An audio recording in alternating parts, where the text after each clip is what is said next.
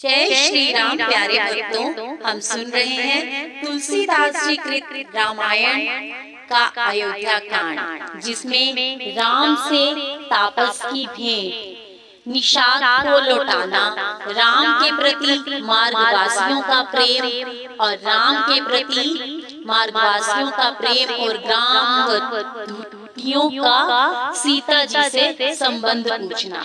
तो आइए सुनते हैं। तुलसीदास जी कहते हैं कि उसी समय वहाँ एक तपस्वी आया जो अत्यंत छोटी अवस्था का किंतु सुंदर था। वह वैरागियों का सा वेश धारण किए था और श्री रामचंद्र जी में प्रेम करने वाला था।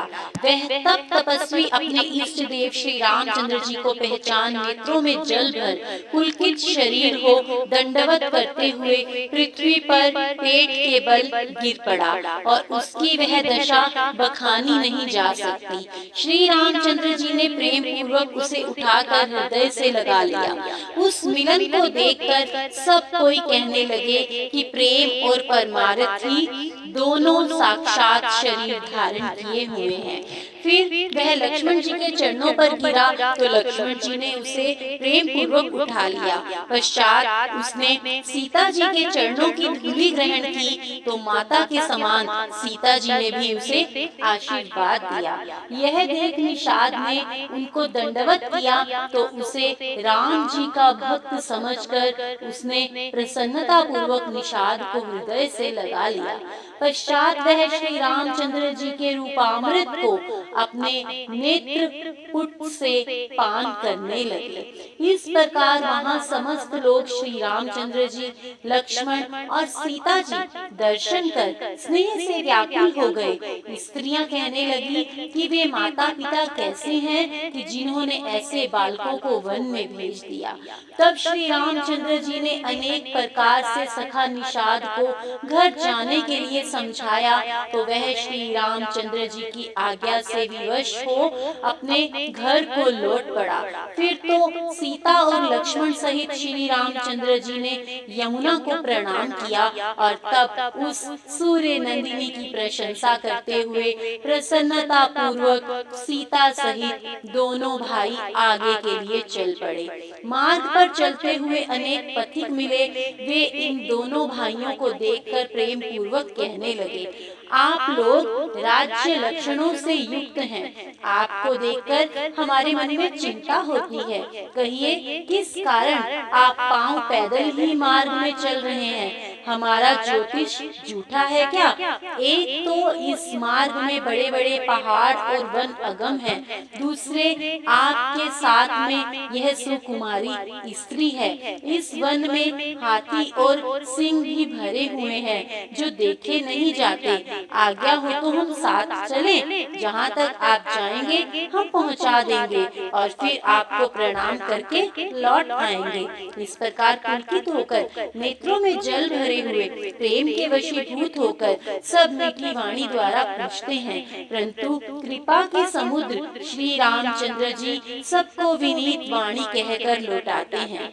श्री रामचंद्र जी के उस मार्ग में जो नगर और गांव बसे थे उनकी देवलोक और नागलोक में भी अधिक बढ़ाई है। ना जाने परमात्मा ने किस मुहूर्त में बसाया था जो परम पुण्यमय और धन्य थे। जहाँ जहाँ श्री रामचंद्र जी के चरण पहुँच जाते थे उसके समान इंद्रपुरी भी कुछ नहीं थी। उस मार्ग के निकटवासी पुण्यों के समूह हैं जिनकी प्रशंसा इंद्रपुरी के वासी भी करते थे। जो सीता और लक्ष्मण सहित घनश्याम श्री रामचंद्र जी को देख लेते थे और जिस तालाब नदी में श्री रामचंद्र जी स्नान करते थे उसकी प्रशंसा तो मानसरोवर और गंगा जी भी करती थी। जिस वृक्ष के नीचे जाकर श्री रामचंद्र जी बैठते थे उस वृक्ष की कल्प वृक्ष भी सराहना करते और श्री रामचंद्र जी के चरण कमल के पराग को स्पर्श करके पृथ्वी अपने भाग्य की बढ़ाई करती थी। इस भांति बादल छाया करते और देवता लोग फूल बरसाकर भगवान का यशोगान करने लगे। श्री रामचंद्र जी पहाड़ों, वनों, पक्षी और मृगों को देखते हुए मार्ग में चले जा रहे थे।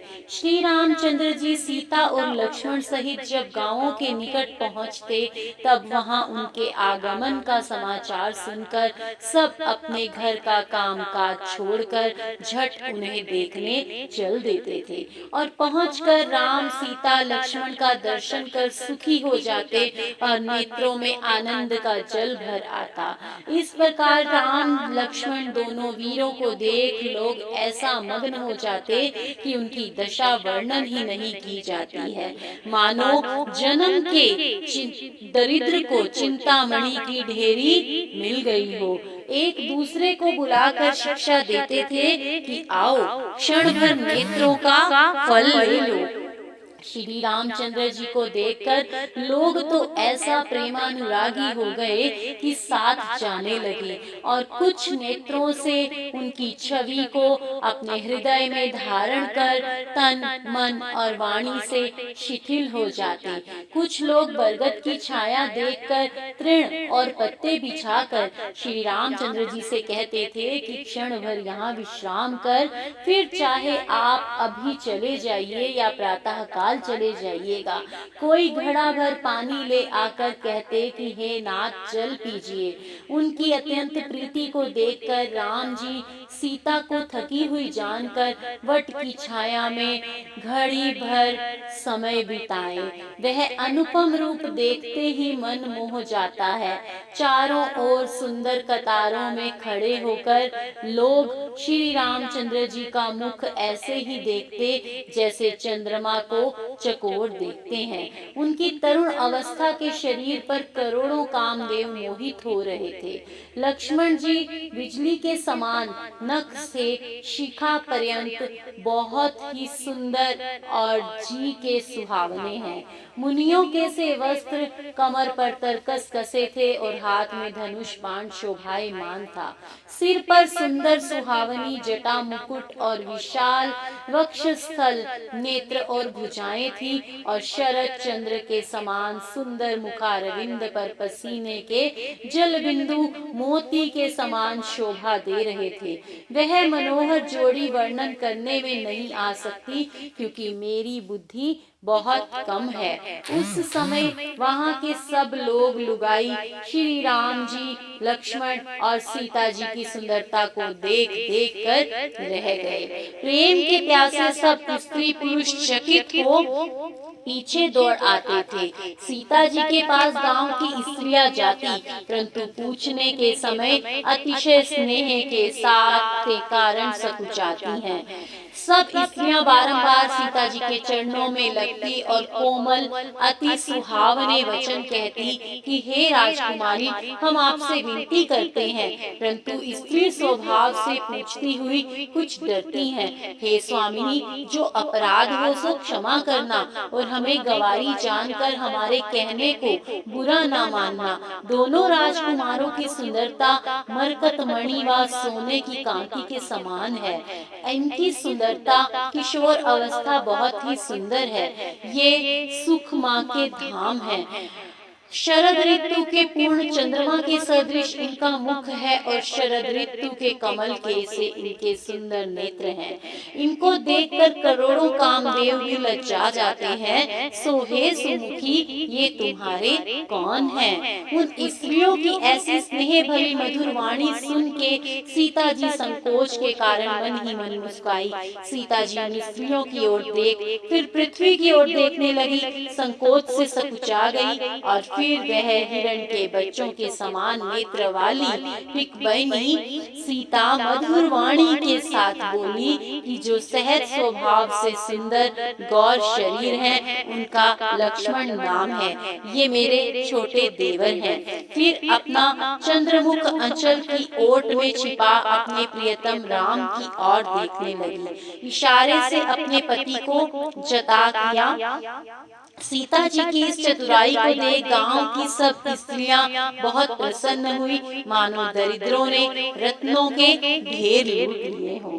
गांव की स्त्रियां सीता की चतुराई को देखकर पांवों में पड़ अनेक प्रकार का आशीर्वाद देती और कहती कि हे स्वामिनी, जब तक शेष जी के सिर पर पृथ्वी रहे तब तक आप सुहागिन बनी रहे, आप पार्वती के समान पति को प्रिय होवे। हे देवी, हम पर छोह ना छोड़िएगा।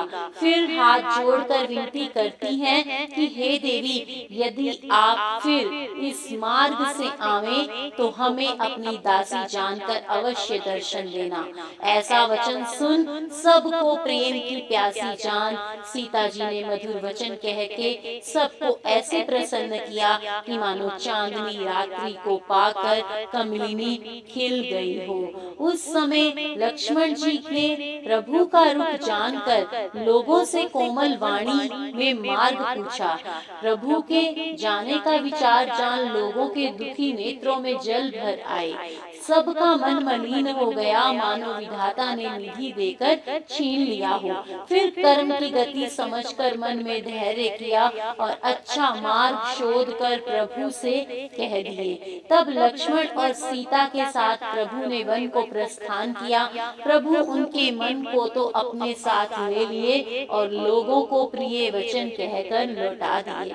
पीछे लौटते हुए नर नारी बहुत पछताते हैं और मन ही मन देव को दोष लगाते हैं। सब लोग विषाद के साथ आपस में कहते हैं, ओह, विधाता के सब कर्तव्य उल्टे हैं। हाय, विधाता बड़ा निष्ठुर है कि जिसने चंद्रमा को रोगी और कलंक सहित किया है, जिसने रुख को कल्प वृक्ष और समुद्र को खारा किया, उसने इन राजकुमारों को वन में भेजा है। जब विधाता ने इनको वनवास दिया तो फिर उसने भोग विलास को वृथा ही बनाया। जब ये मार्ग में नंगे पांव फिरते हैं तो फिर नाना प्रकार की सवारियां वृथा ही क्यों बनाई। यदि ये पृथ्वी पर पड़ी हुई पत्तियां ही बिछा के सोते हैं तो उस विधाता ने सुंदर शैया क्यों रची। जब विधाता ने इन्हें वृक्ष के नीचे निवास दिया तो फिर महल बना के वृथा ही परिश्रम क्यों किया। जब ये सुंदर सुकुमार श्रेष्ठ राजकुमार सिर पर जटाधर मुनि वेश धारण किए हैं तो फिर विधाता ने नाना प्रकार के वस्त्र आभूषण आदि बनाए हैं, वे वृथा ही हैं। यदि वे कंद मूल फल भोजन करते हैं तो जगत में अमृत आदि पदार्थ वृथा हैं। कोई कहते हैं कि ये स्वयं आप ही प्रकट हुए हैं, इनको विधाता ने नहीं रचा है, क्योंकि विधाता की करतूती वेद में जहाँ तक कही है और जो देखने सुनने और सोचने में आती है उन सब को 14 भवनों में खोज कर देख लो तो कहाँ ऐसा पुरुष और ऐसी स्त्री कहाँ है। इनको देखकर विधाता मन में प्रसन्न हो इनके समान ही बनाने लगा तो परिश्रम बहुत किया परंतु एक भी बना ना सका। तब ईर्ष्या के इन्हें वन में लाकर छिपा दिया। जय श्री राम। जय श्री राम। प्यारे भक्तों, रामायण का अगला भाग अगली वीडियो में। तब तक के लिए आप सभी को जय श्री राम, जय श्री राम, जय श्री राम। हर हर महादेव, बम बम भोले।